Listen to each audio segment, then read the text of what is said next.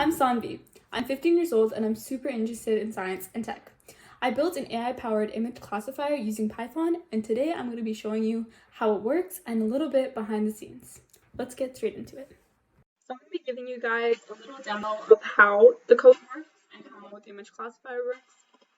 So here's all my code on VS Code, and then we're going to be opening up a terminal.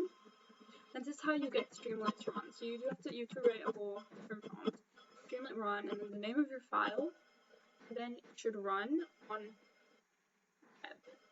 It creates a whole new tab. So right now it's running, but you can also, I'm going to also be deploying this as its own app so that you guys can be able to use it.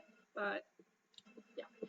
So we have image classifier, upload an image, and then the app will classify into categories using a pre-trained MobileNetV2 model. So I'm going to be doing this is a type of dog.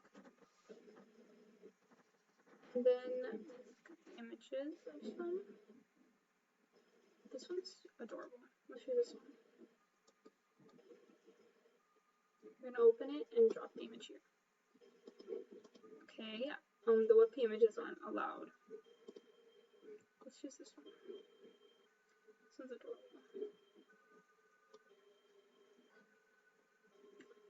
Okay, so it's going to classify it, and it predicted a Shih Tzu with a confidence of 0.54.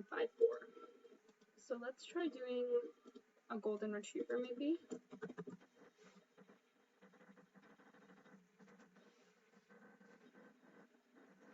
This one's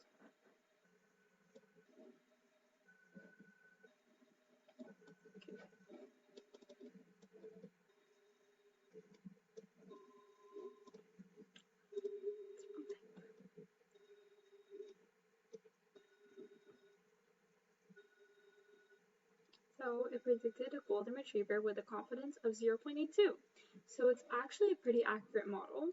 And then if we go, we're going to look up strawberry. Let's look.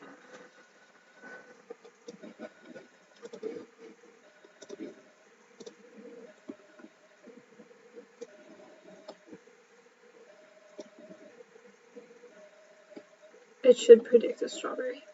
So it gave a strawberry with a confidence of 0.93. So that's kind of how the image classifier works. Like, it gives you its top 3 predictions and then gives a confidence score alongside it.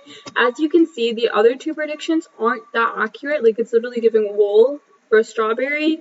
But that too, the confidence is like 0.0. So it tries its best to give you the best sort of category to put the image into.